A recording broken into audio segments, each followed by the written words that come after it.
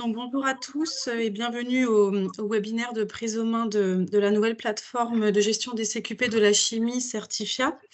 Ce webinaire est destiné aux entreprises utilisatrices ou futures utilisatrices de cette plateforme. Donc, en présentateur présent aujourd'hui, nous avons donc Sarah Viros, que vous connaissez peut-être pour certains, donc qui est la chargée de mission Opco2i et en charge de la plateforme chez Opco2i. Nous avons Kevin Gibaud du prestataire Elia qui va vous faire la prise en main de la plateforme et Laurence Lomont, responsable en formation France Chimie. Moi-même, Bérangère de Plessabar, donc je suis la responsable du pôle certification chez Opco2i. Donc bienvenue à tous. Je pense que vous avez dû voir que ce webinaire est enregistré pour les entreprises qui ne pourraient pas participer à ce webinaire. Je vais laisser la main à Kevin pour pouvoir vous faire cette prise en main aujourd'hui. Merci Kevin. Bonjour à toutes et à tous. Donc je me représente rapidement, Kevin Gibaud, je suis en charge de l'assistance à maîtrise d'ouvrage sur l'application Certifia que vous allez utiliser et qui fait suite donc à eCertif que vous utilisez normalement jusque-là. Donc aujourd'hui, si on regarde le déroulement de la formation, alors on prévoit 20 minutes pour vous présenter le calendrier de la migration et puis les grands principes de la plateforme Certifia, pour que vous ayez une vue d'ensemble vraiment sur les fonctionnalités de l'application. Et puis, on ira regarder la plateforme pour aller créer une candidature et simuler un parcours certifié. On regardera ensuite certaines fonctionnalités supplémentaires. C'est notamment le cas de l'import en masse des candidatures que vous allez pouvoir utiliser. Donc, avec un fichier Excel, vous allez pouvoir créer vos propres candidatures. Et puis, on va prévoir un temps de questions-réponses à la fin de la session. Sachant que tout le long, vous pouvez poser vos questions. Si jamais il y a des choses qui ne sont pas claires ou que vous avez tout simplement d'autres questions, n'hésitez pas à prendre la parole et puis on pourra y répondre rapidement. Est-ce que vous pourriez tous couper vos micros parce qu'on entend des bruits et n'hésitez pas à lever la main effectivement si vous avez des questions tout au long du déroulé, n'hésitez pas. Et puis sinon, il y aura un temps à la fin pour les questions-réponses. Excusez-moi, Kevin. Merci.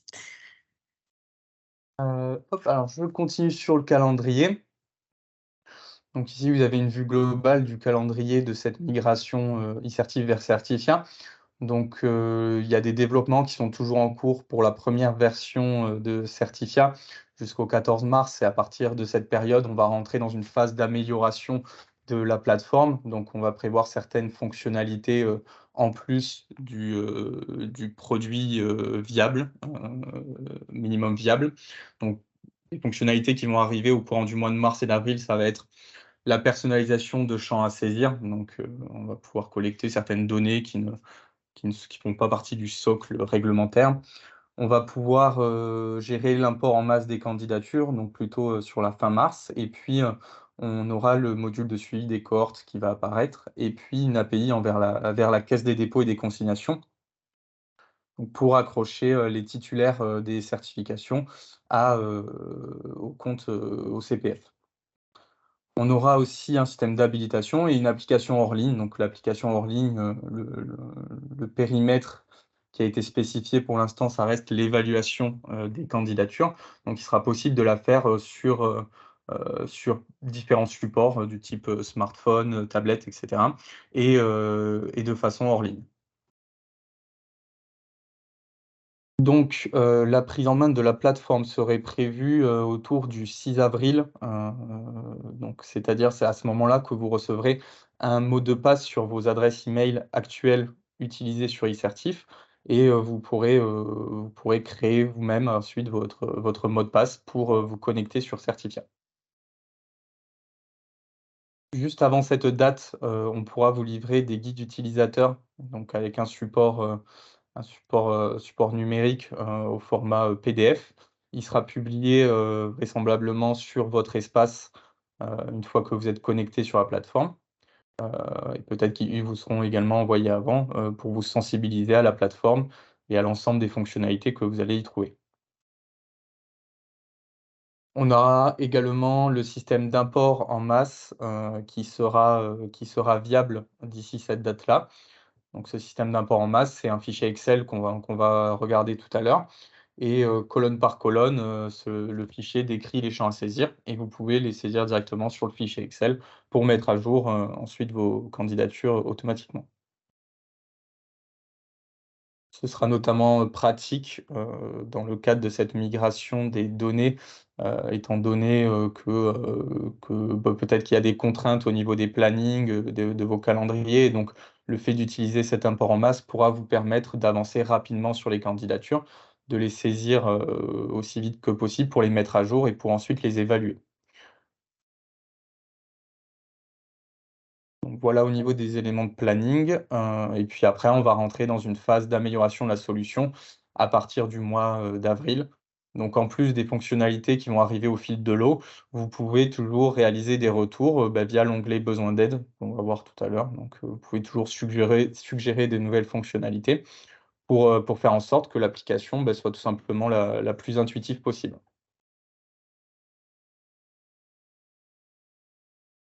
Ça, au niveau des éléments du calendrier, est-ce que vous souhaitiez, rajouter quelque chose peut-être, Bérengère ou Sarabi? Non, non, non, par contre, il y a peut-être des questions sur le calendrier.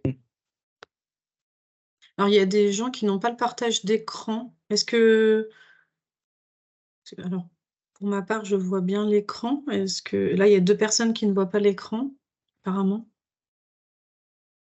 Monsieur Marage, vous Alors. voyez bien l'écran?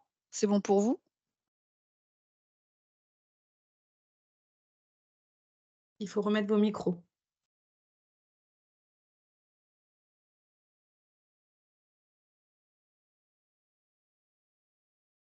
Oui, ça fonctionne bien, oui.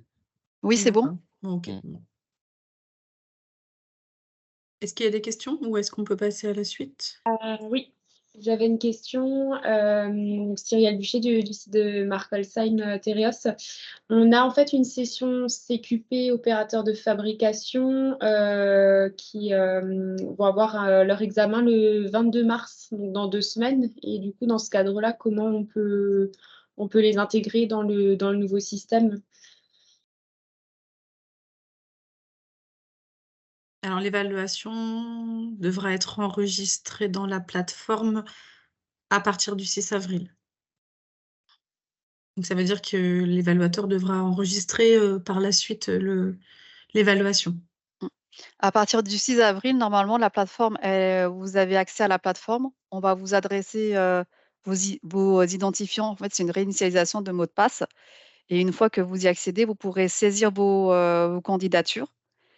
Et on va retomber sur le même process que sur eCertif, c'est-à-dire que vous saisissez vos dossiers de candidature. Et en fait, vous allez redonner la main à l'évaluateur qui, lui, va saisir les évaluations. Et après, pour une inscription pour le jury du 15 mai. Comment ça se passe pour l'envoi des fichiers? Habituellement, les outils sont envoyés par eCertif Oui. avant l'examen. Alors, du coup, là, a priori, on ne pouvait plus les créer sur eCertif maintenant, mais on ne peut pas encore les créer sur la nouvelle plateforme. Il Comment faudra on fait? il faudra les déposer sur la plateforme à partir du 6 avril. Oui, mais avant, pour que les évaluateurs aient accès aux outils, l'outil 2 et l'outil 6. Alors, les évaluateurs, ils ont accès aux outils. Ah oui. Ils ont parce que normalement l'outil alors pas l'outil 2 mais l'outil 4 c'est le livret du candidat. Enfin l'outil 6 c'est le livret du candidat. C'est un outil qui est complété, par le candidat.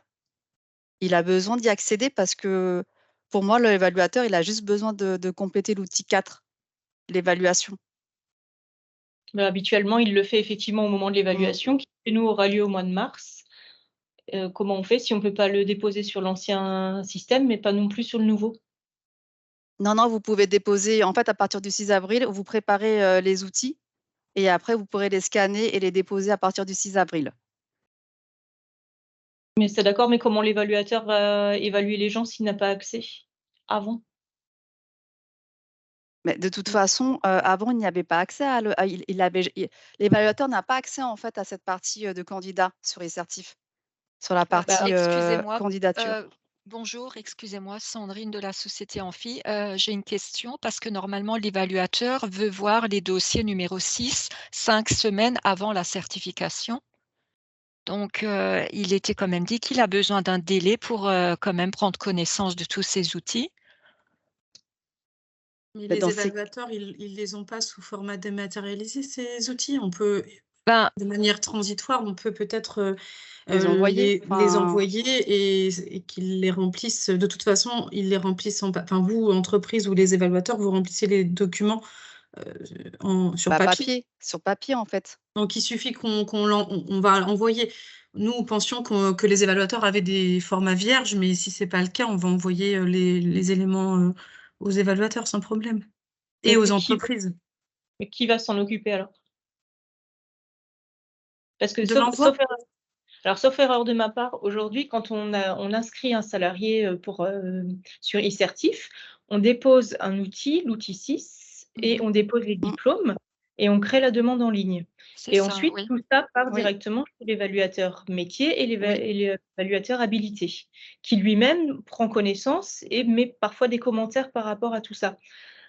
Chez nous, l'examen est prévu fin mars, dans 15 jours. Aujourd'hui, l'évaluateur habilité n'a réceptionné aucun document. Comment il va l'avoir puisque l'ancienne plateforme n'est plus dispo et la nouvelle ne l'est pas encore? Alors, sur e-certif, enfin, là, c'est vrai qu'on est sur, il y a que des entreprises, mais l'évaluateur n'avait pas accès, à la partie candidat des entreprises. Il Donc devait la l'entreprise diffuser quand même. donc Il en devait fait, la l'entreprise diffuser. elle envoyait en amont, elle devait envoyer en amont les outils à l'évaluateur, si vous Non. voulez, Ouais, mais regarder. c'était pas la partie que France Chimie faisait en parallèle, c'était ça, non? Ils faisaient le lien, eux, ils l'envoyaient après au certificateur. Nous, à Alors Tereos, on n'a jamais envoyé d'outils aux évaluateurs. On a toujours tout déposé sur Voilà, e-certif. oui, Et oui. le lien, Mmh. après, c'est tout seul. On est d'accord, oui, oui. Mais Oui. Pour Mais les cas particuliers, ce qu'on va faire, c'est qu'on va prendre les noms des entreprises qui ont des évaluations avant la date du 6 avril et on va les traiter en particulier. On va envoyer aux évaluateurs s'ils n'ont pas les documents. Donc, on va envoyer aux entreprises l'outil pour qu'ils puissent le remplir. Si l'entreprise utilisait l'outil directement en ligne, on va vous l'envoyer pour que vous puissiez le remplir et nous, on pourra faire le lien. On va trouver une solution de toute façon. OK. J'ai une intervention, Bérangère. Oui, Laurence. Est-ce qu'il ne serait pas possible de toute façon, e-certif n'est pas fermé. Il est encore disponible jusqu'à fin du mois de mars, donc même au-delà, il me semble. Donc, s'il y a des entreprises qui veulent effectivement mettre à disposition des outils pour les évaluateurs, on peut très bien imaginer que voilà, e-certif fonctionne dans cet intervalle en fait qui est très proche voilà, de la date d'ouverture. Et puis après, il y a la reprise des données hein, qui était prévue, c'est-à-dire les dossiers en cours. Voilà, les dossiers en cours, mais peut-être que Kevin va nous annoncer peut-être voilà, les choses différemment. Mais en tout cas, nous avions demandé à ce que les dossiers en cours, comme ces dossiers qui viennent d'être évoqués, soient repris sur la plateforme pour que les entreprises n'aient pas à les ressaisir 2 fois. On pourra avoir une reprise des données que des candidatures et pas des pièces jointes. C'est-à-dire qu'il va falloir qu'on réinjecte toutes les pièces jointes au moment de la transition. D'accord, OK. Donc, ce n'est pas l'idéal. Après, si vraiment de manière transitoire pour quelques entreprises qui ont une évaluation avant fin mars, on peut prendre cette solution-là, mais ce n'est pas l'idéal. Donc la réponse est laquelle, Bérangère? Est-ce que cette entreprise, ces 2 entreprises, voilà, qui ont pris la parole et voilà, dont l'évaluation est prévue fin mars, est-ce qu'elles peuvent encore utiliser e-certif dans cette période transitoire, oui ou non? Pour pouvoir consulter les documents et les Oui, pour télécharger, pouvoir pourquoi déposer pas? les En tout cas, documents pour les candidatures. Voilà. Kevin, peut-être que vous pouvez... Oui, les accès peuvent toujours être ouverts hein, jusqu'à la fin mars pour consulter ces documents-là. OK. Donc là-dessus, on pourrait on pourrait consulter les pièces jointes hein, sur e-certif jusqu'au moment de la transition. Mais il ne faudra pas que l'évaluateur saisisse Voilà. l'évaluation. Après, il faut se dire que les saisies après ne seront pas prises en compte au niveau de l'évaluation. Mais donc, ça veut dire, excusez-moi, que quand on saisit les dossiers dans le certificat, il faudrait faire un mail en parallèle à l'évaluateur et lui retransmettre tous les outils, c'est ça, en pièce jointe ou Donc là, Alors, ce sera sur l'ancienne plateforme, hein, ce sera sur Non, mais parce que, e-certif. en fait, bon, en ce qui me concerne, nous avons les évaluations début juin. Donc, je pense qu'on est en mesure d'attendre jusqu'à ce que l'outil soit disponible quand il y ait des codes identifiants pour que je puisse saisir les 7 dossiers. Par contre, c'est comment l'évaluateur va avoir accès à ces dossiers, à ces outils numéro 2 et 6? Comme Alors, c'était le cas avant, enfin, oui. je vais laisser Kevin Ouais. intervenir, mais pour Mm. votre cas, il n'y a pas de souci, hein, vous pourrez enregistrer les candidatures à partir du 6 avril et Mhm. ensuite vous retrouverez les mêmes fonctionnalités. Enfin, Kevin va présenter, va faire la démonstration de la plateforme juste après, mais vous pourrez retrouver vos fonctionnalités comme avant. L'évaluateur aura un accès comme avant à tous les documents. Rien ne change. C'est plus dans la période de transition où la personne qui intervenait tout à l'heure, où il y a une évaluation le 20 mars, fin mars, c'est là où ça pose souci pour tous ceux qui arrivent, on va dire, où les évaluations arrivent à partir du 6 avril, c'est moins problématique. On a une solution, mais c'est plus celle d'avant, avant Voilà, le 6 ok. avril. Mhm. Voilà. Et donc, quelle est la solution finalement? Donc, enregistrer la candidature sur e-certif pour vraiment que pour ceux du 20 mars, hein, pour ceux qui arrivent, qui ont des évaluations qui arrivent en mars. Enregistrer juste la candidature sur e-certif pour que l'évaluateur puisse la consulter. Et après, l'évaluateur enregistrera par contre l'évaluation. Donc, nous, on va faire une bascule de la donnée. Et à partir du 6 avril, donc, on aura une reprise de cette candidature. Donc, vous n'aurez pas à refaire votre candidature, le dossier. Et l'évaluateur, à partir du 6 avril, pourra rentrer l'évaluation. Il y aura juste, mais après, avec Sarah Vie, on pourra s'en charger, juste mettre les outils en pièces jointes à la main, mais nous, on pourra s'en charger de ça. Kevin, Oui.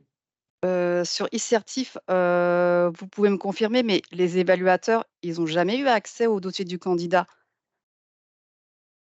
Alors, en amont? je pourrais regarder les droits de vision, mais Parce que moi, c'est les évaluateurs, souvent, ils m'ont fait part, de ce besoin qu'ils avaient besoin de justement d'avoir la visibilité sur les livrets 6, du candidat et que justement, ils n'avaient pas cette visibilité qui n'était pas permise sur e-certif et qu'à chaque fois, ils étaient obligés de demander aux entreprises en amont, ces fameux outils. C'est pour ça D'accord. que je suis enfin, Et les pour moi, transferts, les évaluateurs sur e-certif n'avaient pas accès au livret, du candidat.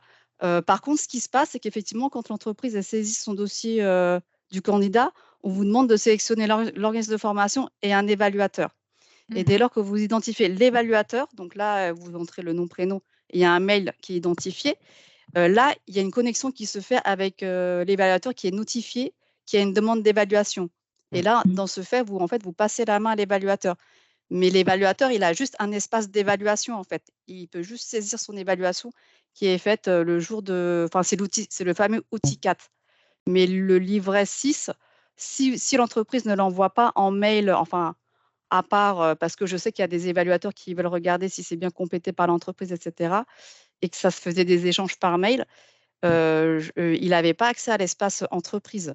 Par contre, sur, Certifia, il y a des paramétrages beaucoup plus, poussés et que, cette fois-ci, l'évaluateur aura accès justement à cette partie, visibilité du dossier du candidat comme voilà, comme les outils, que vous déposerez cette fois-ci. Je suis pas persuadée de ce que vous dites parce que nous, à Tereos, on n'a jamais envoyé les dossiers aux évaluateurs. Donc pour ma Moi part, non je plus. imagine À mon effectivement niveau non plus. Je suis systématiquement. étonnée parce que peut-être que les évaluateurs je sais pas, l'ont jamais demandé alors, je sais pas. C'est Bah, que ouais. Mais C'est curieux je parce me que moi, les évaluateurs, justement, à chaque fois, ils nous ont fait ce remontée de besoin, pour pouvoir accéder au dossier du candidat et qu'on leur indiquait que c'était pas C'était pas Mm. possible, c'est pour ça. On Je sais va, voilà. En tout cas, sur la nouvelle plateforme, ça sera possible. Alors, question, quels sont les outils à saisir lors les candidatures? C'est juste l'outil numéro 6 Oui. ou il faut aussi saisir le 2? Non, Alors, uniquement le 6, c'est ça? le 6 est obligatoire, le 2 est facultatif. D'accord, OK. C'est Et le les 6 qui est vrai. Alors, le diplôme, le parchemin, il doit être déposé si effectivement le candidat a validé un diplôme. Ouais. Quand vous étiez sur e-certif, tous ces champs, en fait, ils sont obligatoires. Vous le remarquez parce qu'en fait, il y avait un astérix rouge Mmh et que mh. tant qu'en fait, vous pouvez pas, enfin, tant que ce champ n'était pas complété, vous pouvez pas, le valider Oui, et ouais, transmettre ouais. le dossier à l'évaluateur. Enfin, en fait, quand vous validez, vous transmettez pas le dossier en réalité. C'est juste que vous passez la main informatiquement à l'évaluateur pour que lui, il puisse saisir l'évaluation.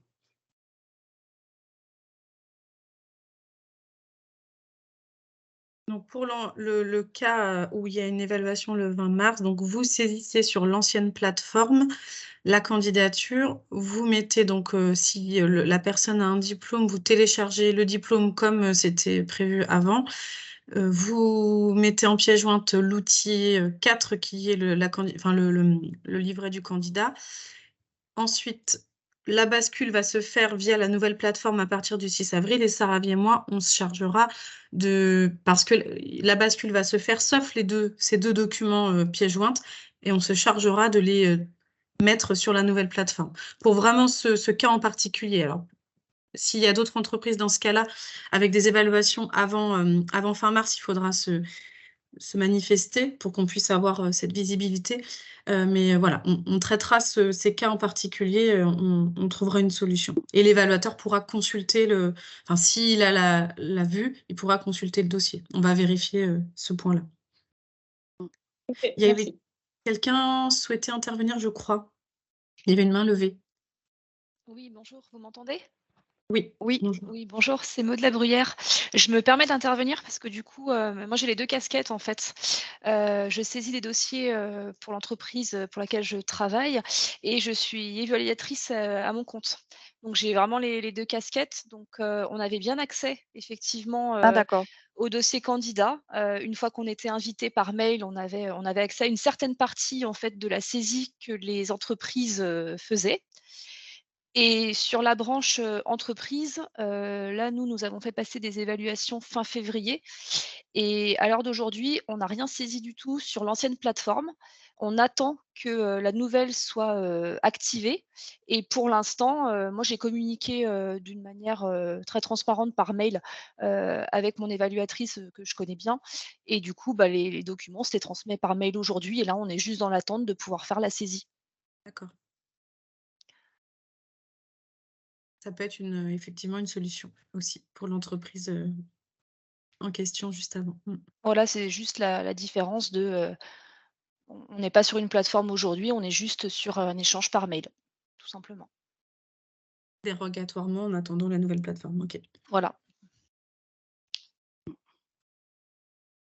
Mais de toute façon, n'hésitez pas en cas de vraiment de problème spécifique, vous m'adressez un mail, voilà, pour débloquer la situation ou même, pour des petites manœuvres, et vous mettez Bérangère en copie pour que ce soit bien traité, que votre demande soit bien sécurisée sur, de e-certif à la nouvelle plateforme.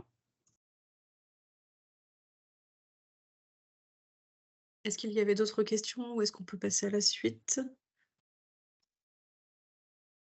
Je pense qu'on peut passer à la suite. Alors au niveau de la couverture fonctionnelle et puis, des principes de la migration, sur Certifia, vous allez pouvoir accéder, à la plateforme via votre ancienne adresse email, enfin celle qui était renseignée sur eCertif. Vous allez retrouver, toutes vos candidatures passées puis, et puis celles, qui étaient restées, en attente, sur eCertif. Vous allez retrouver aussi, bah, les mêmes informations sur votre structure, donc le même SIRET et cetera, et puis un nouvel environnement un peu plus, intuitif. Si on regarde, donc avec une vue d'ensemble, les fonctionnalités, que vous aurez, vous pouvez voir, bon, les actions à réaliser par candidature et sur votre structure en général. vous pourrez créer des candidatures et saisir toutes les informations qui sont demandées par France Compétences ou la Caisse dépôt. Donc, c'est ce que vous voyez en bas à droite, c'est la couverture réglementaire. On va vraiment collecter toutes les données qui sont devenues obligatoires. Il y en a un petit peu plus que ce qui existait sur e-certif. On le verra tout à l'heure lors du parcours. Et puis après, vous pourrez suivre votre candidature vraiment étape par étape, où là, on a plusieurs sous-étapes qui ont été dessinées sur Certifia. Le but était de rendre la chose la plus compréhensible possible. Il y a le parcours par bloc de compétences qui a été mis en place, c'est-à-dire qu'on va sauvegarder les blocs que les candidats avaient acquis, on va mettre en place ce système d'équivalence et puis vous allez voir, on peut vraiment individualiser le bloc de compétences par rapport à la certification. C'est une des nouveautés. Vous allez pouvoir aussi inscrire les candidatures au jury de certification adéquat, sous réserve de la validation de Bérengère ou Sarabi. Et puis après, vous pourrez suivre les actualités de la branche, demander de l'aide aux besoins et également une nouveauté, vous pourrez créer plusieurs comptes par structure, donc par SIRET. L'adresse URL, c'est certifia.net. Donc, vous l'aurez après au moment de la réception du lien pour le mot de passe, vous serez redirigé vers le bon URL. Toujours bon de le noter. Et puis, si on regarde les statuts des candidatures, donc on a le statut de la création du candidat. Cette création du candidat, il y a une première page qui correspond aux premières données d'une candidature. Donc ça va être la certification visée, par exemple, le nom, prénom, l'adresse email du candidat. Donc on va vraiment saisir ces premières informations pour créer la candidature.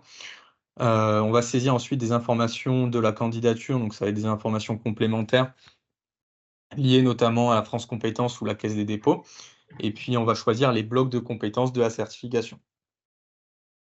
Donc c'est-à-dire que par défaut, on aura tous les blocs obligatoires qui seront cochés. On va partir du principe que le candidat va vouloir passer tous les blocs de compétences de la certification, mais si jamais vous pouvez décocher certains éléments. Dans le cas, par exemple, où un candidat peut passer uniquement certains blocs de compétences cette année et d'autres blocs de compétences l'année prochaine, etc. Vous aurez également à identifier les parties prenantes à la candidature sur le même principe qu'e-certif aujourd'hui, donc c'est-à-dire aller identifier un organisme de formation, un évaluateur rattaché à la candidature, et puis vous transmettrez le dossier en uploadant l'outil numéro 6 et le diplôme obtenu. À la suite de ça, la candidature va passer au statut en attente d'évaluation, et donc là, l'évaluateur recevra un email sur sa boîte mail et pourra intervenir sur la plateforme. Vous pourrez inviter un nouvel évaluateur s'il n'était pas répertorié. Et puis de même, vous pouvez inviter l'évaluateur métier pour qu'il renseigne son avis sur la candidature, donc au même moment, au moment de l'évaluation. Vous pourrez par la suite inscrire le candidat au jury de certification. Alors, on va peut-être pouvoir donner ses droits à l'évaluateur également, pour pas que vous ayez à revenir sur la plateforme. Après, bon, ce sera selon ce que vous préférez, ou on peut ouvrir ces droits-là en tout cas. Et puis après, il y a la validation de l'inscription de la candidature au jury de certification. Donc, on va bien vérifier que le candidat est bien inscrit au bon jury, etc.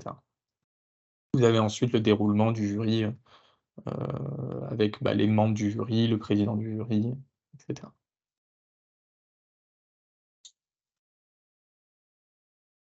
L'import en masse, donc l'import en masse des candidatures va vous permettre de mettre à jour le statut de nouvelle candidature automatiquement.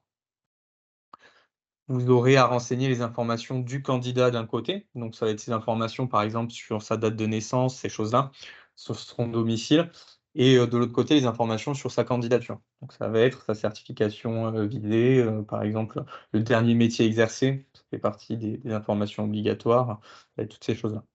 Et donc là-dessus, la plateforme pourra mettre à jour le statut de la candidature automatiquement, pour le passer en attente d'évaluation. Si jamais il y a des documents qui sont obligatoires et que vous voulez importer des candidatures, à ce moment-là, il faudra d'abord les importer, ensuite transmettre les documents et ce n'est qu'après que vous pourrez mettre à jour le statut de la candidature et donc le transmettre à l'évaluateur. Donc voilà au niveau des principes de la plateforme et des principes généraux. Est-ce que vous avez des questions par rapport à ce qu'on vient de voir?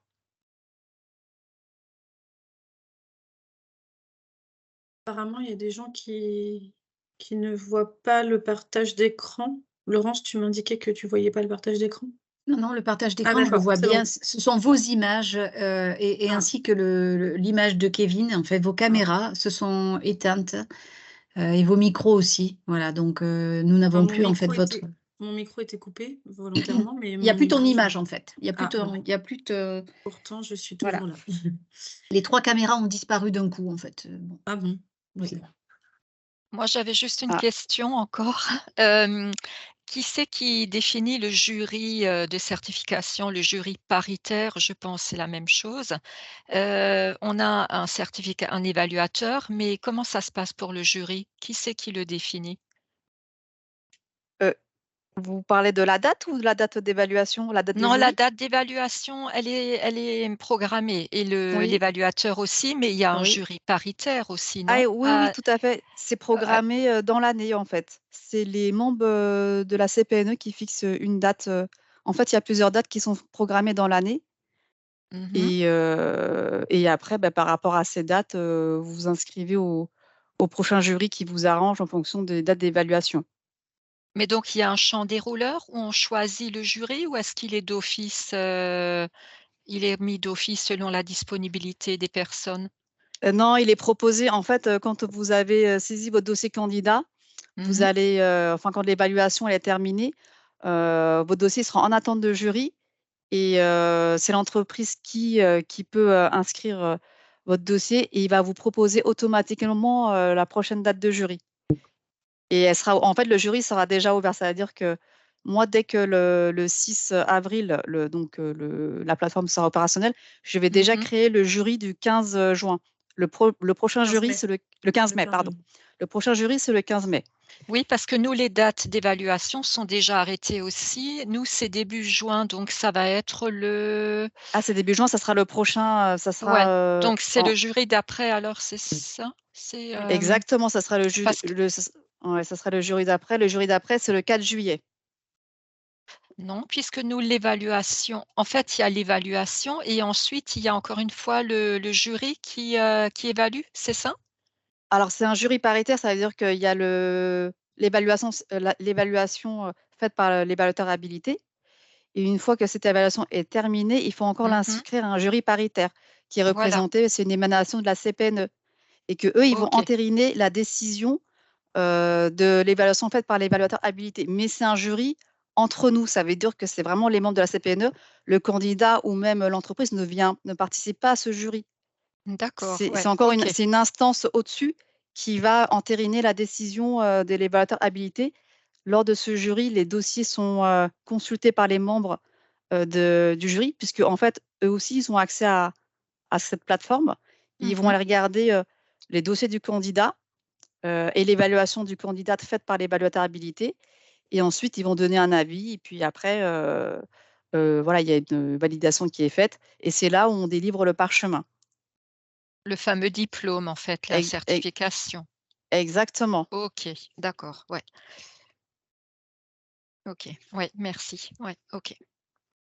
Ce Il y que a ce qu'on peut rajouter, voilà, pour votre information, complète, c'est que nos partenaires sociaux, en fait, tolèrent, à peu près entre 100 et 110 dossiers par jury paritaire. Donc ça veut dire que si nous sommes dans une période où il y a plus de dossiers, en fait, bah, les dossiers qui arriveront, en dernier, si vous voulez, seront repositionnés au jury d'après.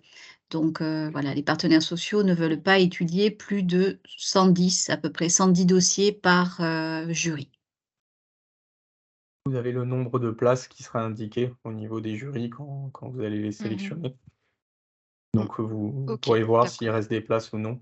Oui, c'est des informations qui étaient déjà sur, e-certif effectivement, le nombre de places, date d'accès, la date de limite d'inscription, puisque normalement les dates limites d'inscription, c'est 3 semaines avant. la date du jury aussi. Donc tout ça est déjà paramétré sur, la plateforme. Très bien, OK. Voilà. Il y avait une main levée, je crois. Oui, rebonjour, c'est encore Maude. Sarah Vie, je me permets de rebondir sur la remarque de la question de madame concernant la composition des jurys. Est-ce qu'il est prévu d'avoir peut-être accès à la composition des noms des membres de jury? Parce qu'effectivement, ça, enfin, en tout cas, à ma connaissance, aujourd'hui, on n'a pas ces informations-là. Et est-ce que les compositions des membres du jury sont toujours les mêmes? Alors, c'est représenté par, plusieurs, alors il y a les organisations patronales, donc France Chimie, et c'est, les organisations syndicales. Après c'est, les organisations syndicales que vous connaissez tous, hein, c'est la CFDT, Mmh. FO, enfin, c'est les 4, voilà, les 4, identiques, sections syndicalistes. Ensuite, vous donnez les membres de composition, ça je suis pas certaine, je laisse Laurence répondre si elle peut y répondre, mais avoir la visiter sur, à quel niveau c'est? Vous voulez savoir le nom, prénom? Enfin, Non, mais enfin, pas spécialement, mais enfin, j'ai trouvé la question mmh, intéressante du coup par rapport mmh. effectivement, est-ce que ce sont toujours les mêmes personnes qui interviennent sur les différentes dates ou voilà. Ah oui, par contre, Je peux vous répondre, hein, Maude. Oui. mmh, Ce sont toujours les mêmes personnes. Généralement, si vous voulez, les organisations syndicales nomment, en fait, parce que ça bouge, hein, d'année en année, mais généralement, Mmh. bon, il y a une certaine continuité, hein, dans les personnes qui sont en jury, parce que ça demande quand même une petite expertise, hein, voilà, sur le fonctionnement de la plateforme, sur la connaissance de la certification, etc. Donc, généralement, ce sont les mêmes. Voilà, il y a eu, mmh. allez, il y a eu 2 changements, chez FO et la CGT, voilà, où il y a 2 membres qui sont relativement nouveaux, mais ça fait déjà 1 an, en fait, qui siègent en jury. Voilà, donc vous avez à part égale, en fait, les représentants, donc 4 organisations syndicales représentatives dans notre branche, que sont la CFDT, la CGT, FO et la CFE-CGC. Et ensuite, vous avez, les membres de la délégation patronale qui sont composés par des représentants de France Chimie et nos fédérations associées que sont la FIPEC et la FEBA. OK. Bien. Très bien. Bah, merci pour les informations, Laurence et Sarah Vie. Merci. Est-ce qu'il Je y vois a qu'il y a des d'autres questions par questions? écrit. Ah, Alors, sur la durée de validité du lien pour le mot de passe, donc aujourd'hui, c'est prévu que ce soit de l'ordre de 48 ou 72 heures. Ah, mmh. Oui, bonjour. C'est moi qui ai posé la question parce que je serai en congé et je reviens que le 11 avril. Oui. D'accord. Oui, donc du coup, Kevin, ça veut dire que, faudrait que je renvoie, le lien, pour les personnes, enfin, si le lien expire, Mmh. il faudrait que je fasse un renvoi de lien, Oui, pour c'est ces ça. personnes-là. Parce que Mmh. du coup, ils vont expirer ces liens-là, donc il faudra les renvoyer pour les réactualiser. Après, ça Mmh. Mmh, mmh, mmh. ça D'accord. Et devrait on n'a pas la marcher. possibilité, Kevin, de mettre une durée plus longue? Alors, techniquement, on pourrait, après, c'est pour des questions, RGPD plutôt, OK. je vais regarder de ce côté-là, là, je peux Mmh. pas OK. Non, non, mais j'invite alors à te ce dire, moment-là non. madame à Mmh. voilà, se manifester auprès de Sarah Mmh. Vie pour, oui, oui. voilà, pour Oui, préciser le fait qu'elle arrive, voilà, elle sera oui. absente au moment où on enverra le lien, quoi. Mmh. OK. Mmh mh. Dans Et ces cas-là, c'est vous m'envoyez un mail, enfin, dès que vous arrivez de congé, vous me dites, «Je voudrais me connecter à iCertif, pouvez-vous m'envoyer mon mot de passe?» Et comme ça, moi, je le fais dans la foulée, il y a pas de souci. Ouais, ça sera exactement le même cas pour moi aussi. Je suis pas là Mmh. le 6 avril et le 7 avril, c'est férié en Alsace. Donc du D'accord. coup, moi, je pourrais avoir accès qu'à partir ensuite, il y a le lundi 10, qui est le lundi de Pâques, donc ça sera à partir du mardi 11. Donc je dois, également vous faire un mail? Oui, oui, vous me faites un mail Ouais, comme OK. ça, c'est plus simple pour moi, à retracer les mots de passe qui n'ont pas pu, OK. enfin, Mmh. À vos retours de congé, quand vous mmh, pouvez, au moment où vous pouvez vous connecter, où vous avez envie de vous mmh. connecter, comme ça, vous pourrez vous connecter de suite. Parce que moi, de mon côté, j'aurais peut-être 300 mots de passe à réinitialiser ce jour-là. Et je n'aurais pas la traçabilité des personnes qui ont bien réinitialisé et les autres pas. C'est pour ça que je vous demande de m'envoyer un mail directement pour vous renvoyer le lien. Ce sera plus simple.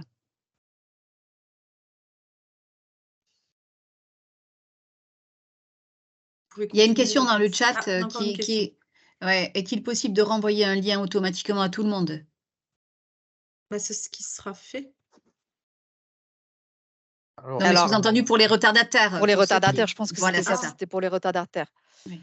Bah, après, on avait posé la question à Kevin et en fait, en fait, les réinitialisations de mots de passe, c'est un par un. On ne peut pas envoyer un mail automatique à l'ensemble des utilisateurs. C'est que moi, derrière, je suis administrateur, j'ai un paramétrage et à chaque fois, je clique un mail par mail, initialisation. Après, ça ne va pas prendre beaucoup de temps, hein, mais c'est juste que ça veut dire que je refais cette manip 2 fois et sachant qu'il y a des personnes, enfin, il y a des utilisateurs qui vont bien le réinitialiser. Donc, je pense que ça reste quand même plus simple que les personnes qui ne sont pas encore connectées me fassent un petit mail pour me dire: «Est-ce que vous pouvez m'envoyer mon mot de passe? Ce dernier, il a expiré» et puis comme ça, je le fais. C'est marqué dans le mail qu'il expire au bout de tant de minutes ou tant de jours, je pense. Kevin? Oui, oui, Oui. tout à fait. Donc il faudra être attentif à ce délai avant expiration. Je ne parle pas des gens qui seront en congé, bien sûr, hein.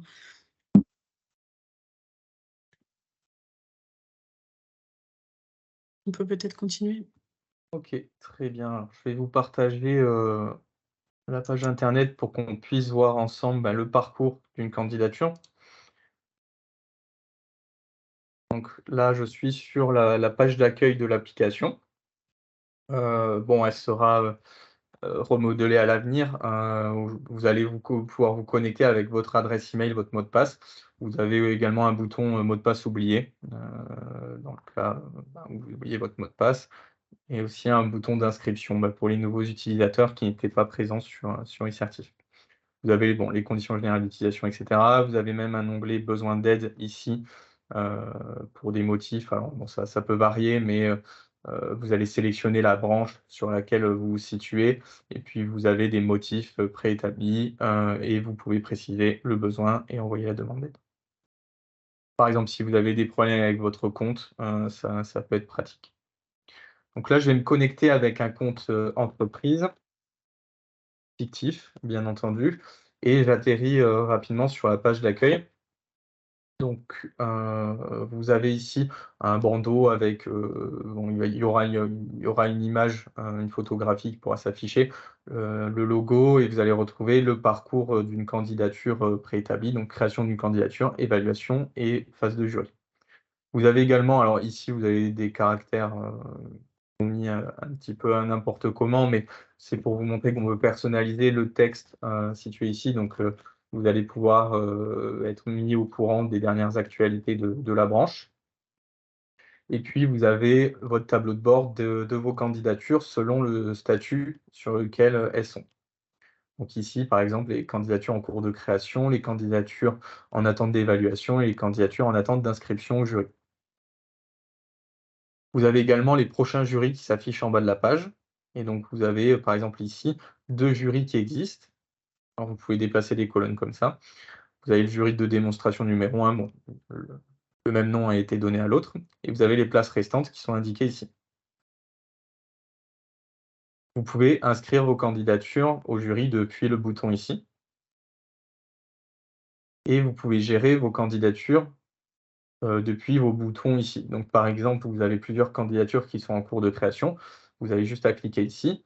Et donc, vous êtes redirigé sur la page de gestion des candidatures avec le filtre selon le statut. Et donc, vous pouvez tout simplement mettre à jour ces candidatures.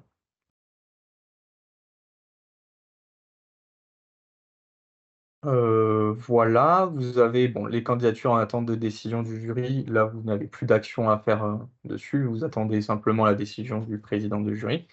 Et vous pouvez également voir les candidatures en attente d'inscription au jury. À ce moment-là, vous pouvez cliquer sur le bouton « Inscrire au jury de certification » et vous atterrissez sur cette page pour sélectionner le bon jury. Vous avez également là aussi un bouton besoin d'aide. Quand vous cliquez dessus, vous pouvez ajouter un fichier. Par exemple, si vous voyez qu'il y a une anomalie, quelque chose qui vous semble anormal, vous pouvez prendre une capture d'écran et la joindre ici à la demande.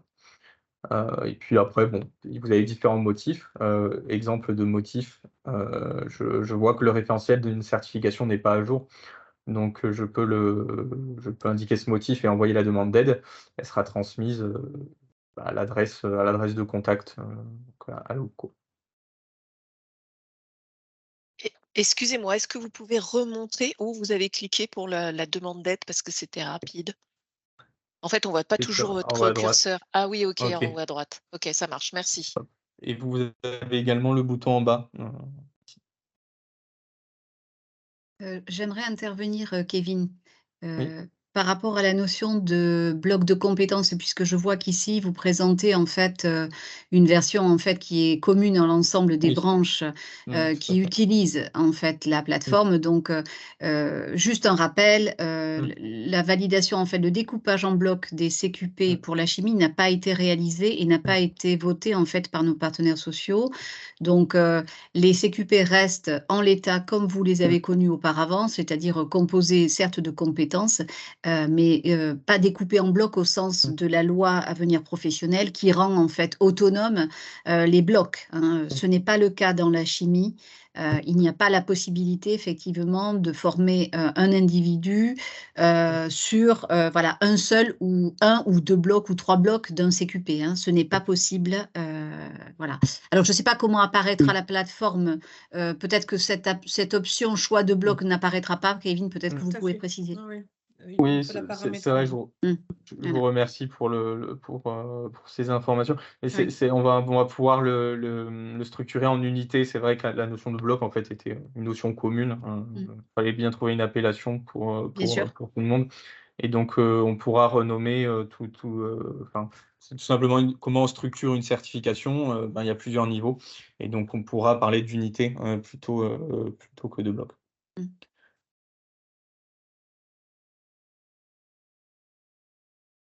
Voilà, je vous remercie pour cette intervention et puis bon après on va pouvoir commencer une candidature. Donc ici, vous allez avoir toutes les candidatures qui ont été reprises. Alors les candidatures qui ne sont pas passées en jury paritaire, mais qui ont été reprises sur Certifia, elles seront au statut que vous voyez ici. Ce sera le statut transmission du dossier. Donc vous allez avoir un bouton transmettre le dossier. Ça correspond à la dernière étape de la création d'une candidature. Donc on va revenir dessus tout à l'heure. Vous allez pouvoir importer des candidatures en masse via le bouton que vous voyez ici et exporter également les données de vos candidatures. Alors, il y a des filtres qui ont été ajoutés, donc vous pouvez faire une recherche avancée, par exemple entreprise, alors bon, vous n'aurez pas ce filtre, mais vous aurez le filtre organisme de formation lié, où vous pouvez filtrer aussi par certification toutes vos candidatures et même les candidatures qui sont en attente d'action de votre part. Vous pouvez créer une candidature, vous avez ici toutes les étapes qui sont décrites. Donc là, il y a les grandes étapes et les sous-étapes juste en dessous. Et on va pouvoir démarrer cette création de candidature. Donc, je vais renseigner un nom de naissance. On va l'appeler par exemple nom exemple, un prénom exemple, un email. Donc là, pareil, email exemple @certifia.net. Et puis, on va devoir appuyer sur le bouton vérifier l'existence du candidat. C'est-à-dire qu'on va regarder est-ce que le candidat existe déjà en base de données ou non. Et s'il existe déjà, on va pouvoir reprendre automatiquement les informations de son profil. Donc, ces informations de naissance, ces informations de domicile. C'est une des nouveautés de Certifia, c'est qu'on dissocie vraiment le candidat de la candidature. Et un candidat, potentiellement, peut avoir plusieurs candidatures, soit sur la même certification, soit sur des certifications différentes. Donc là, on voit qu'il n'y a aucun candidat qui ne correspond à ces données. Sinon, on aurait eu un bouton tel candidat correspond à ces données, cliquez ici pour reprendre son profil. Et donc vous avez juste à cliquer et tout se remplit. Donc le nom d'usage, voilà, la date de naissance. Vous pouvez sélectionner les années ici. On va prendre cette date, la civilité, le numéro de téléphone portable. Vous pouvez ajouter également le numéro de téléphone professionnel. Est-ce que le candidat est né à l'étranger, oui ou non? Alors si il n'est pas né à l'étranger, à ce moment-là, vous allez devoir renseigner le code postal de naissance avec la région qui est suggérée et puis la ville de naissance qui est suggérée aussi. Si jamais le candidat est né à l'étranger, vous avez juste à renseigner le pays de naissance. Là, on va prendre un exemple, voilà. Donc voilà, au niveau des données de naissance, ce sont ces informations qui sont demandées par la Caisse des dépôts, tout simplement. Adresse du domicile du candidat. On va mettre un exemple, allez, de l'exemple. Code postal, idem. On va mettre une ville au hasard, et puis vous allez pouvoir sélectionner la certification que le candidat va passer. Et donc ici, vous avez accès, bon, là, il y a beaucoup de certifications qui existent aujourd'hui. Vous pouvez en sélectionner une parmi la liste. Donc là, par exemple, on va choisir le pilote de ligne de conditionnement des industries chimiques. Et puis, on va sélectionner une modalité d'accès à la certification. Donc ici, vous avez un référentiel qui a été défini. On va par exemple mettre formation continue hors contrat de professionnalisation. Et vous avez enfin le dispositif de financement. Exemple, on va mettre le CPF. Et vous avez enfin le type de contrat. Donc on va commencer par le CDI, CDD, etc. Donc on va prendre le CDI ici. Donc ici, vous avez créé la première page et vous pouvez donc créer le profil du candidat. Toutes ces informations sont enregistrées, donc maintenant la candidature est bien rattachée au candidat dont on a saisi les données. Et puis on va tout simplement saisir des informations complémentaires. Donc par exemple, la situation du candidat avant le cursus certifiant. Donc on va mettre que le candidat était actif, occupé et qu'il n'était pas en alternance. Le dernier métier exercé, donc là on va reprendre l'exemple électricien par exemple. Les années totales d'expérience en lien avec la certification visée, donc combien d'années le candidat a exercé le métier en rapport avec son passage. Le niveau du dernier diplôme, donc là vous avez différents exemples. On va prendre par exemple le niveau 6, licence professionnelle. Et puis on va indiquer l'intitulé du dernier diplôme, donc ça va être la licence professionnelle X. Et on va pouvoir télécharger l'attestation du dernier diplôme obtenu. Alors là, vous voyez aujourd'hui qu'elle est facultative, on pourra la rendre obligatoire plus tard. Donc là, si le candidat a bien un diplôme, on devra l'uploader ici.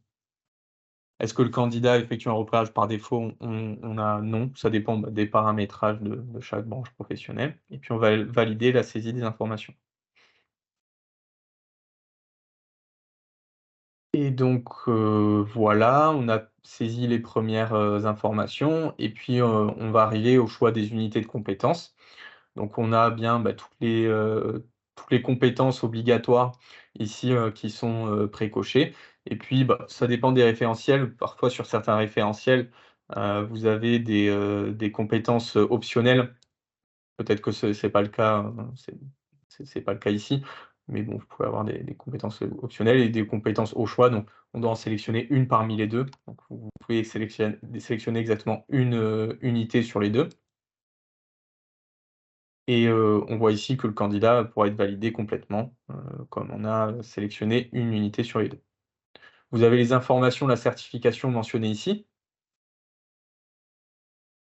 Donc le nom de la certification et puis le type de la certification. Donc ici, on est sur un CQP qui délivre un CQPI. on a l'enregistrement RNCP qui est indiqué et le nombre d'unités liées à l'obtention. Vous avez le nom, prénom du candidat tout en haut, avec un accès vers sa fiche individuelle. Donc, c'est-à-dire que, on le verra tout à l'heure, vous pouvez cliquer ici et accéder au profil du candidat avec ses passages de certification qui ont été réalisés précédemment. Et puis divers documents associés à ces passages. On va enregistrer le choix et puis on va arriver à cette étape d'identification des parties prenantes. Donc on va demander est-ce que le candidat est lié à un organisme de formation? Alors là, il y a plusieurs possibilités. Soit l'organisme de formation existe déjà dans la base de données, on va pouvoir lui rattacher. Donc là, par exemple, il y a un OF qui s'appelle OF de démonstration. On va pouvoir le sélectionner. Si jamais vous ne trouvez pas l'organisme de formation rattaché à la candidature, à ce moment-là, vous pouvez appuyer sur un bouton « Je ne trouve pas l'OF lié au candidat ». Et à ce moment-là, on va tout simplement vous demander de renseigner le SIRET de l'OF. Je vais prendre un exemple. Donc le SIRET, c'est 14 chiffres. Kevin, on est toujours sur la... On n'a pas avancé, on est toujours sur la candidature. Ok. Alors, je vais Voilà, ça y repartager est, mon c'est bon, écran. c'est bon, Ok. c'est bon. Ouais, merci. Donc voilà, je disais simplement au niveau de l'organisme de formation, on va pouvoir indiquer s'il est rattaché ou non. Et puis on va pouvoir rattacher cet organisme de formation qui existe déjà en base de données. Sinon, s'il n'existe pas, on va pouvoir appuyer sur le bouton « Je ne trouve pas l'OF lié au candidat ». À ce moment-là, on va pouvoir renseigner son SIRET. On va vérifier si vraiment il n'existe pas en base de données. Et à ce moment-là, s'il n'existe pas, on va renseigner son adresse, tout simplement. Et puis on pourra enregistrer ce nouvel OF. Je vais faire rapidement la manipulation. 5. Kevin, ça veut dire qu'en fait, une entreprise, elle peut, si elle ne trouve pas son organisme de formation, elle peut créer son OF. Voilà. C'est un champ qui est paramétrable ou pas? Enfin, on Oui. peut Oui. dire à l'entreprise qu'elle ne peut pas créer et que et qu'elle fasse une demande à l'administrateur pour le créer? Tout à fait. Donc à ce Parce moment-là, oui. parce que c'est une question, parce que il y a des organismes de formation, avec France Compétences, il y a la liste de partenaires habilités maintenant. Oui. Avant, effectivement, il y avait une libre concurrence, donc Mmh. les organismes de formation, ils pouvaient mettre en place le CQP. Mmh. Maintenant, il y a quand même des organismes de formation Mmh. habilités, bien identifiés par la branche et OK. qui peuvent mettre en place. D'où ma OK. question, en fait. OK. Alors oui, on pourra tout simplement gérer de votre côté le référentiel des OF. Si jamais à ce moment-là, vous ne trouvez pas l'organisme de formation dans la barre de recherche ici, vous pouvez peut-être cliquer sur l'onglet besoin d'aide et à ce moment-là indiquer que vous ne trouvez pas l'OF alors qu'il est bien habilité, par exemple. Et à ce moment-là, ça vous enverra une demande de votre côté. Donc voilà au niveau du rattachement à l'organisme de formation. Vous avez également l'évaluateur. L'évaluateur, alors là, c'est exactement le même principe que l'organisme de formation.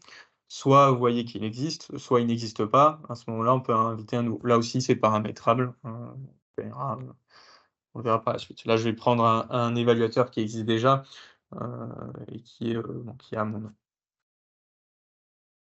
Et puis, je vais enregistrer tout simplement les parties prenantes au projet de certification. À ce moment-là, vous allez voir, on est à la dernière étape de la création d'une candidature, donc juste avant la transmission pour évaluation.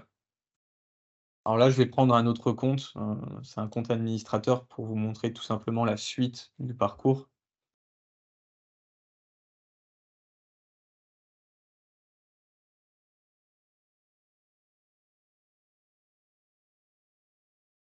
Donc je vais revenir à mon écran de gestion des candidatures et puis là, voilà, c'était cette candidature. On en est à l'étape de la transmission du dossier. On a un résumé donc sur l'identification du candidat, sa certification, ses unités qui sont passées et puis ses parties prenantes. Et puis vous avez également la vue sur les documents de la certification ici. Donc les documents de la certification, vous avez par exemple l'outil numéro 6 qui est obligatoire et dont vous pouvez télécharger le modèle. Si jamais vous en avez besoin, si vous ne l'avez pas sur vous, vous avez juste à cliquer, il va s'ouvrir dans un nouvel onglet et vous pourrez le télécharger. Une fois complété, vous pouvez tout simplement alors le glisser ici ou choisir le fichier et puis l'uploader ici. Alors, il y a différents formats qui sont acceptés. Il y a le PDF, il y a aussi les fichiers images. Donc là, par exemple, c'est un fichier image que j'ai ajouté.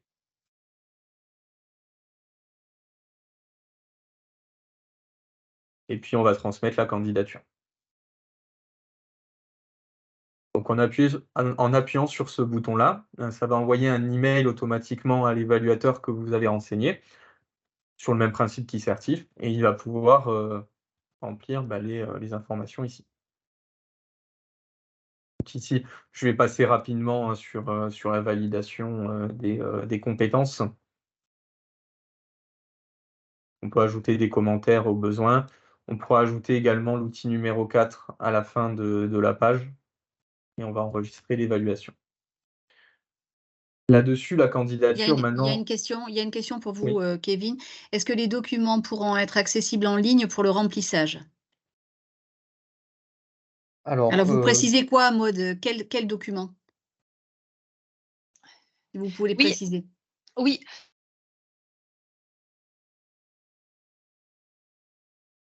Par les salariés. Donc essentiellement le dossier candidat. Parce qu'aujourd'hui, c'est un Ok. document à remplir manuellement et en version papier. Et c'est vrai que voilà, c'est un côté plus pratique aussi. Ok, alors il est prévu de pouvoir donner un accès aux candidats sur la plateforme. Néanmoins, il y a quelques points qui restent à spécifier, notamment au niveau des champs à saisir. Les champs à saisir, je ne sais pas, Bérangère, Saravi, si vous voulez ajouter quelque chose. En fait, on est en train de faire Un travail. pour regarder l'outil du candidat, effectivement, qui aujourd'hui est rempli, c'est un document papier.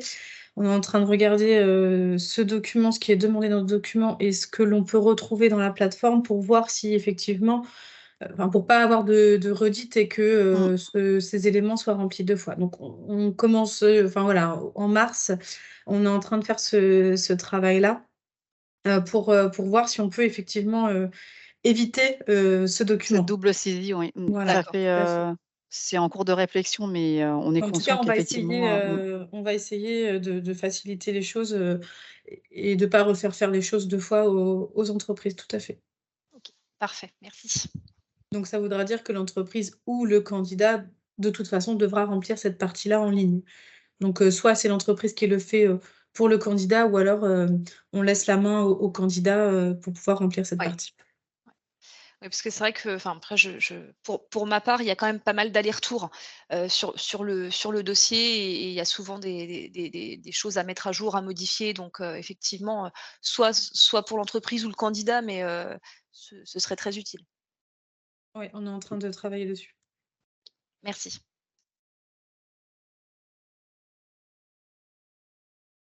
Ok, très bien. Donc là, on vient de finir l'évaluation du candidat. Alors là, on va peut-être se remettre dans la peau d'une entreprise, tout simplement. Donc, je vais me reconnecter avec mon compte entreprise. On va récupérer la même candidature qui aura été mise à jour. Donc, vous allez voir dans l'onglet ici. J'ai un petit souci, voilà. Voilà. Au niveau de l'inscription de la candidature au jury de certification, donc, vous pouvez tout simplement appuyer sur ce bouton-là. Vous avez la liste des jurys qui s'affiche. Donc généralement, vous n'allez pas en avoir 2 à la même date. Ici, c'est tout simplement pour la démonstration. Vous avez une vue sur les places restantes et vous pouvez tout simplement sélectionner le bon jury et inscrire le candidat au jury. À ce moment-là, vous allez avoir une petite notification comme quoi le candidat a été ajouté au jury. Et puis là, ce sera plutôt du côté de de la branche ou de l'OPCO d'aller valider cette inscription du candidat au jury. Et donc, pour vous montrer rapidement, vous avez un menu qui permet de gérer les demandes d'inscription des candidats au jury paritaire.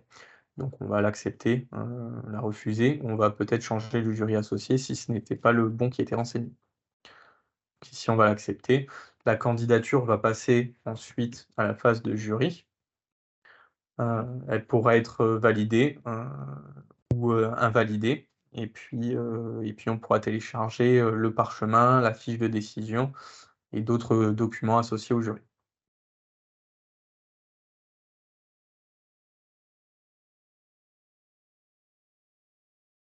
Donc voilà au niveau du parcours d'une candidature. Alors pour rappel, toutes les candidatures qui n'ont pas fini encore leur parcours et qui ont été inscrites sur e-Certif, elles seront reprises sur Certifia et puis elles seront au statut transmettre le dossier. Et donc c'est à ce moment-là qu'on pourra de nouveau ajouter les documents et ça mettra à jour la candidature et on pourra ressaisir les évaluations dans un second temps.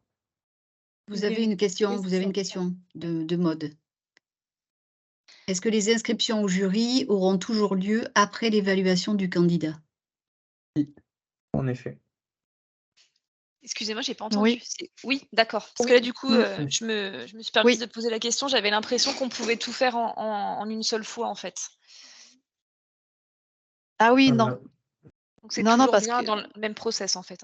oui, c'est étape par étape. C'est bien partie entreprise, inscription du candidat. Après, elle donne la main à l'évaluateur qui saisit l'évaluation. Et après, elle redonne la main à l'entreprise pour inscrire le candidat. Ok, donc même process. Ok, ça marche. Merci.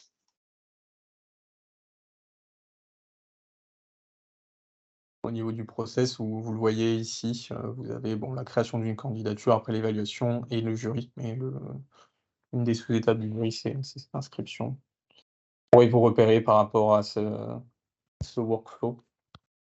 Nous sommes en train de refaire également le mode d'emploi qui s'appelait mode d'emploi e-Certif et qui rappellera le process pour cette nouvelle plateforme, qui pourra servir aux entreprises et aux évaluateurs, mais en particulier pour les entreprises. Donc ce mode d'emploi, après, vous pourrez le trouver soit ici au niveau de... Alors, c'est pas le guide utilisateur, hein, c'est un mode d'emploi vraiment plus macro. Ok. C'est un autre document que le guide utilisateur. Ok. C'est plus le process global de certification dans la chimie. Ça ressemble plus à une Autant pour sorte moi. d'infographie, Kevin, en fait. C'est plus visuel. Autant pour moi.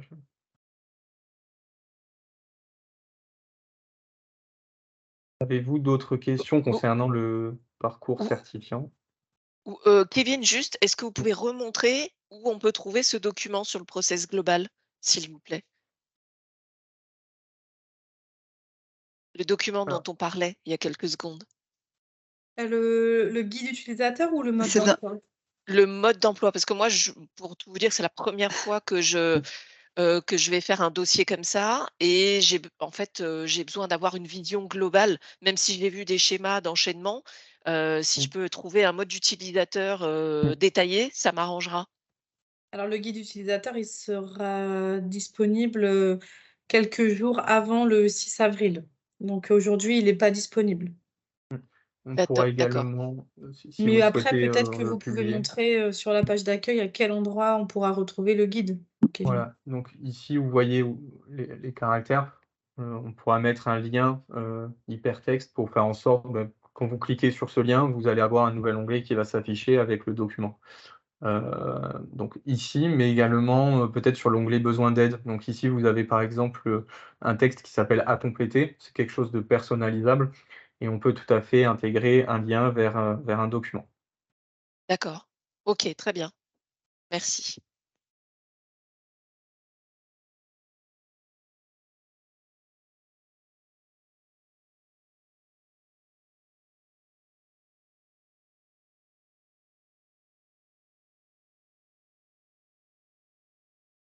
Ok, très bien. Est-ce que vous avez des questions sur la plateforme, sur toutes les fonctionnalités qu'on a vues ou vraiment le parcours de A à Z?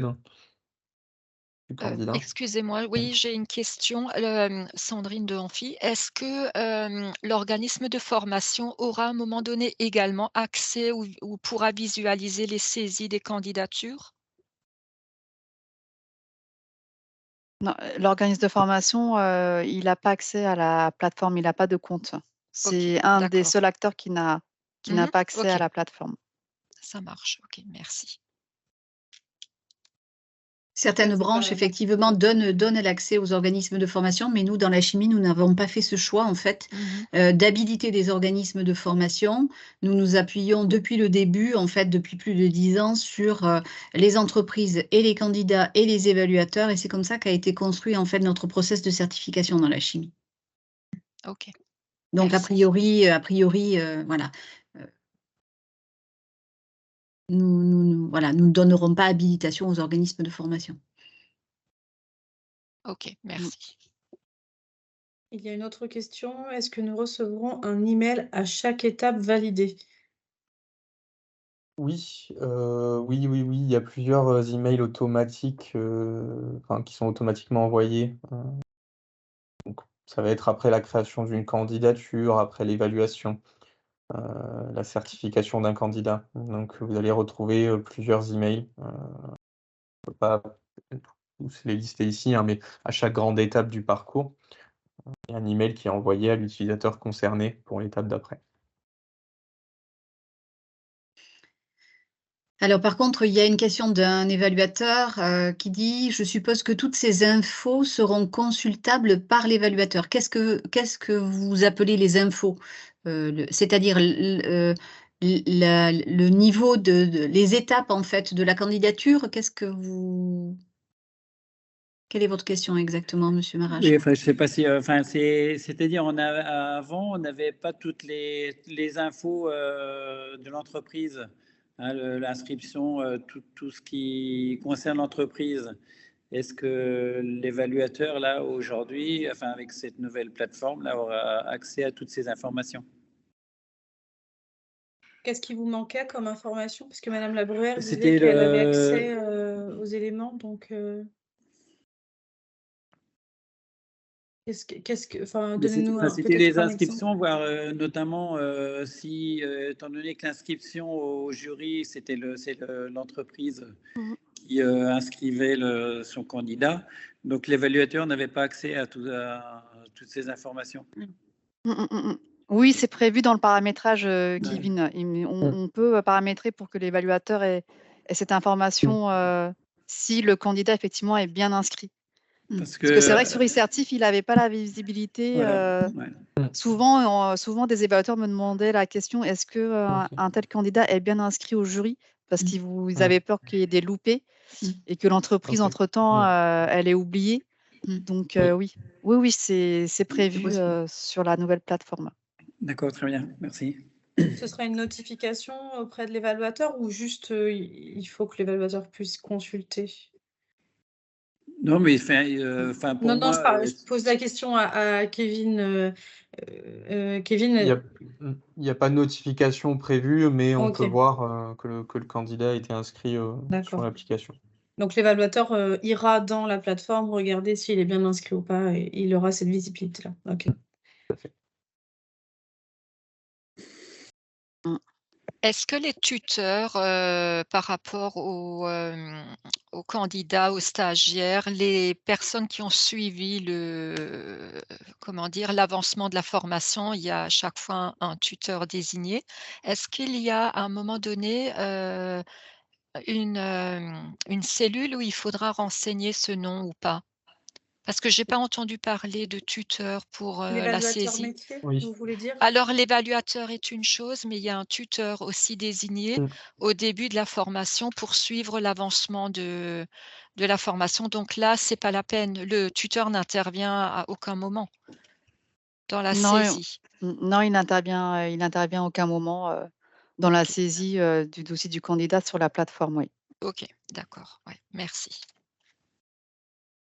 Il peut contribuer par contre, bien entendu, à l'évaluation que peut faire l'évaluateur métier, puisque ce sont, je suppose, 2 personnes qui peuvent être différentes ou peut-être identiques au sein de votre entreprise. Donc, l'idée est que ces 2 personnes effectivement se parlent pour qu'elles puissent apporter une évaluation, ce que nous appelons l'évaluateur métier, hein, mais il n'y a qu'un seul champ prévu dans notre process de certification. D'accord, ok. Ouais.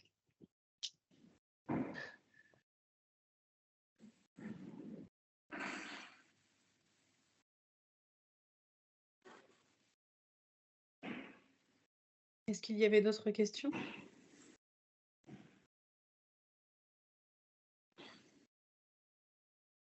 Non, je pense pas. Oui, j'ai une question. Ah. Lorsqu'on fait une demande d'aide, ça arrive chez qui parmi vous? Ça arrive sur la boîte mail, sur ma boîte mail et la boîte mail de Bérangère. Bérangère, je ne suis plus sûre si tu es encore destinataire ou pas. Pendant un moment, tu recevais toutes. Oui, mais on mettra de Mais, toute façon au moins celle de Saravi, sinon les 2 mais, nôtres. mais ça Voilà. atterrit sur ma boîte mail, oui. Oui. OK. Et du coup, quand on a une demande, sous quel délai est-ce qu'on peut compter obtenir une réponse? Alors, en général, je me donne un délai de 48 heures pour répondre. D'accord. OK, très bien. Non, mais c'est juste pour une question d'organisation. Voilà, à partir du moment où on a une question, si on sait qu'on a une réponse dans les 48 heures, on peut se refixer. Parce qu'on va être plusieurs à travailler sur cette plateforme. Donc, voilà. Très bien, et ben merci, ça me va. De rien.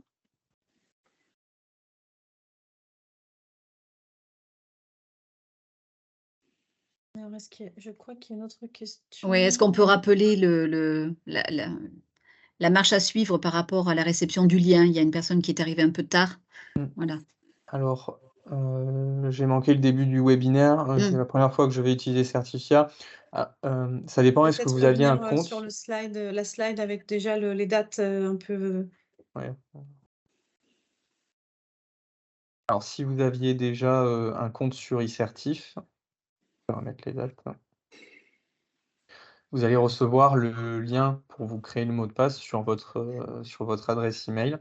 Donc non, apparemment la personne va devoir se créer un compte. Bon,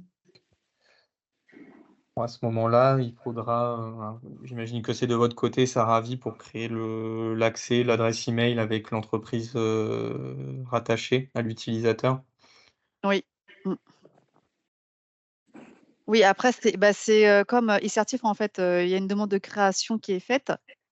Et puis après, moi, je valide derrière la demande de compte. Et puis une fois après que je valide, les identifiants sont envoyés. Alors, dans un premier temps, le formulaire d'inscription, là, ça va être pour le début du mois d'avril, le formulaire d'inscription de l'entreprise ne sera pas encore implémenté. Il le sera à la fin du mois d'avril. Donc, faut se donner la première quinzaine du mois d'avril pour se dire que pour se créer un compte, il faut envoyer peut-être un email à vous, Saravi, le temps que le formulaire d'inscription arrive sur la plateforme et soit opérationnel. Donc à la fin du mois d'avril, vous pourrez saisir de vous-même le formulaire d'inscription de création d'une entreprise. Et à ce moment-là, on aura juste à le valider au niveau du back-office pour vous donner l'accès. En attendant, donc avant la quinzaine d'avril, peut-être envoyer un email à vous, Saravi, pour créer un accès. Donc, je ne sais pas si Madame Ferleux est dans le cas d'une création avant fin avril ou pas, mais voilà. Donc, si c'est avant fin avril, un mail à Saravi pour qu'elle puisse créer le compte pour vous. Si c'est après, on va dire au 1er mai, vous pourrez avoir la main. Il faudra aller sur le site. On va vous envoyer le PowerPoint où vous aviez l'URL. Donc, vous allez sur le site de Certifia, vous faites une demande de création de compte. Saravi valide cette demande et ensuite, vous pourrez avoir la main grâce à votre guide utilisateur et grâce au webinaire enregistré, vous pourrez avoir la main pour la création de la candidature. D'accord, très bien, je vous remercie. C'est clair. Donc, en résumé, courant avril, pour toute demande de création de compte, vous m'envoyez un mail directement ou via la boîte besoin d'aide. Et après avril, les nouvelles entreprises sont autonomes pour faire la demande d'inscription. Donc, elles feront une demande de création de compte elles-mêmes. D'accord. Par contre, votre adresse mail, je peux Elle la est dans le fil de trouver. discussion. Sinon, voilà. Elle vient de. Voilà. Je viens de vous la renvoyer. Vous l'avez dans le Très fil de bien. discussion. Merci. C'est bon, merci. J'ai une question. Entre le moment où on fait une demande de création de compte sur le site, à partir de début mai, il faut combien de temps pour obtenir justement les accès? Alors, c'est pareil, faut compter. Alors, ça peut aller très vite. Dans la journée, voire le lendemain. Bon, je peux noter 24 heures, quoi. 24-48 heures grand maximum. C'est ça. Ok, très bien, merci. Je pense que c'est bon. Donc, on va pouvoir clôturer ce webinaire. Nous vous enverrons le support PowerPoint et également le replay du webinaire que vous pourrez consulter. Donc, nous avons vos adresses mail, hein, donc nous pourrons vous l'envoyer. Merci à tous. Merci. Et n'hésitez pas à envoyer un mail à Saravi ou à moi-même pour toute question. Merci à tous. Merci Merci. beaucoup. Merci, à Au revoir. bientôt. Au revoir. Très bonne Au journée à revoir. tous. Au revoir.